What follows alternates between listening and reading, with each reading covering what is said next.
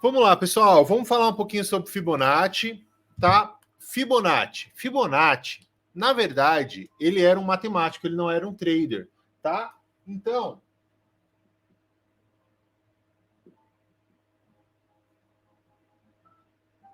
Fibonacci era um matemático, tá? Aí você vai falar, Cris, como que a gente consegue usar a Fibonacci, sendo que ele não era um trader? Porque a gente começou a ver algumas proporções, tá? De Fibonacci que ele usava e é aplicado em várias coisas. Então, é muito aplicado em arquitetura, muito aplicado em fotografia. Então, várias coisas, né? Eles conseguem ver a proporção de Fibonacci. Quando a gente olha Fibonacci para o trader, a gente vai pensar, na verdade, em proporção também, tá? Então, a gente tem, se você for colocar no seu gráfico, você vai ver que quando você traça, deixa eu colocar aqui para vocês.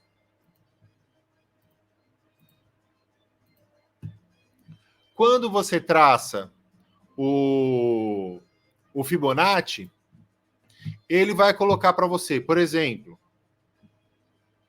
pegar um dia de tendência interessante, você pegar essa subida aqui, ó. Então, se você vier aqui no Fibonacci, na retração de Fibonacci, você vai ter, ó, da máxima à mínima, e aí você vai ter, ó, 38,2, 50 e 61,8.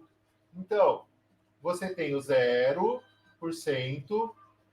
38,2, 50 e 61,8.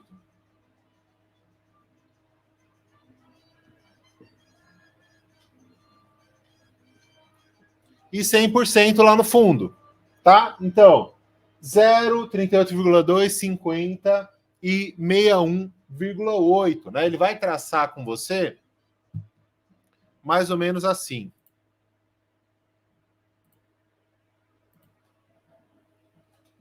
Uma linha, uma linha, uma linha e aqui embaixo uma outra linha, né? Então ele vai ficar mais ou menos assim, o 0, 38,2, 50 e 618, tá? Qual que é o problema de Fibonacci? É o mesmo problema do Elliott, que é o quê? Fibonacci e Elliott não erram. Eles estão sempre certos, tá? Então esse é o maior problema do Fibonacci e do Elliott. Elliott, inclusive, usa Fibonacci. Mas tem uma coisa que é interessante. Por quê? Para você usar como régua, principalmente, essas coisas elas são interessantes. Por quê? Quando a gente tem o day trade, nós temos um movimento de impulsão. Então a gente sempre usa o Fibonacci de forma interessante em um grande movimento de impulsão. Então, temos um candle vendedor, temos outro candle vendedor. Se é vendedor, eu podia ter feito de vermelho, né, querido? Tudo bem. Que já tá ruim de ver de azul, imagina de vermelho.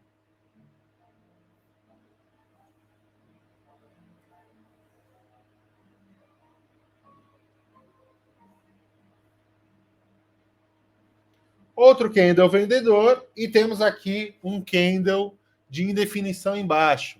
É um pouco difícil de ver, né? Mas temos um candle de indefinição embaixo, certo? E a gente quer saber onde vai ser o descanso. Como a gente fala de Fibonacci, a gente fala de proporção, tá? Então a gente quer saber qual que vai ser o tamanho do descanso e um descanso que seja saudável. Então, para que a gente vai usar o Fibonacci? 38,2, 50 e 618, mas principalmente 50. Então, os que são bons do Fibonacci, principalmente, são o 50 e o 100. Quando você vai fazer, vai projetar uma pernada, né? Então vamos supor que ele vem aqui, descansou.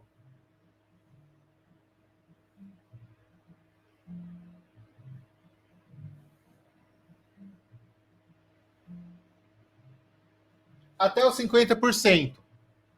Então você teve uma boa de uma queda, um descanso no 50%. Você pode fazer uma venda mais ou menos no 50%, que você identificou uma tendência.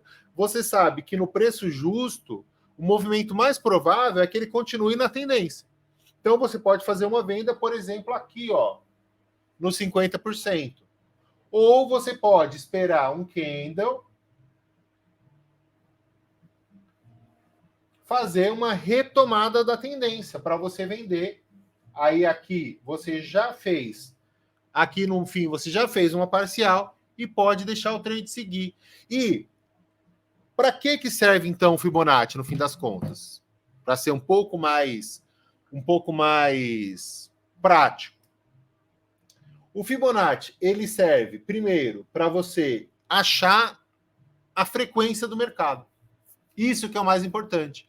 Você achar a frequência do mercado. Você achar um movimento de impulsão, um movimento de retração, um movimento de impulsão, um movimento de retração. Ao invés de você usar uma coisa fixa para todos os mercados, você consegue adequar o seu stop, o seu alvo, à frequência que o mercado está te mostrando. Então, se ele fez um movimento de impulsão, um movimento de retração, mais ou menos num preço aqui, ó, numa faixa de preço que é considerado um preço justo, você pode ter uma retomada de tendência para que ele possa colocar de novo essa medida do 100. Então você mede essa pernada. Cris, de quantos pontos é isso aqui? Não importa, porque você achou a frequência do ativo.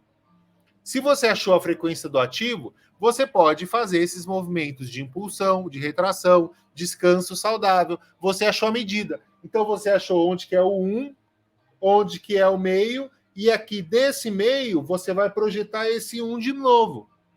Por isso que quando você faz uma projeção de Fibonacci, deixa eu colocar aqui para vocês verem, que agora as coisas já estão começando a ficar mais claras. Quando você vem aqui, ó, fez os 50%, né? Então vamos supor,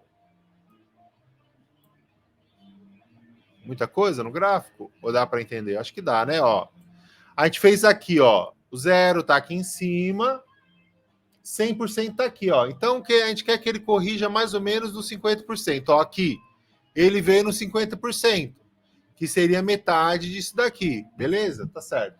Então o que a gente faz? Pega uma projeção de Fibonacci, ó. Movimento de expansão, retração, ó, veio aqui mais ou menos 50%. Onde que vai ser o alvo? A medida do 1, que vai ser aqui no 111,093. Então, impulsão, retração, né? Descansou, metade. Então, ó, mais ou menos metade vai estar aqui no topo. E a projeção dessa pernada seria aqui no 111 mil, mais ou menos, seria a pernada disso. E aí você vai me dizer, Cris, mas ele vai lá? A gente não sabe, pessoal, se vai ou não. O que a gente sabe? É que a gente achou mais ou menos onde que está a frequência do mercado. E essa frequência pode ajudar a gente a achar o jogo, né? Achar a frequência, achar o que ele está fazendo e tal. Então, por isso que é interessante a gente usar o Fibonacci. Gosto muito de usar o Fibonacci, principalmente em dias que a gente não tem VWAP, não tem média, que abre em gap. E aí você pode usar, quando você não tem outros parâmetros, outros indicadores, você pode usar o Fibonacci como medida, né? Para saber se um descanso está saudável, se não está, se corrigiu bem, se corrigiu mal. Entendeu? Então, assim que eu gosto de usar o Fibonacci. Tem gente que faz estudos muito mais aprofundados do Fibonacci, mas eu acho que quanto mais profundo fica, mais complicado fica.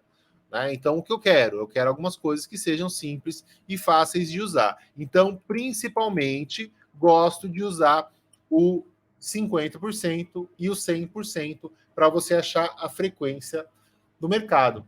Tá bom? Se você gostou da aula, deixa o like, comenta, fala aqui o que você achou, se você já sabia essas coisas ou se eu trouxe alguma coisa de novo para você nessa aula. Tá bom? Muito obrigado.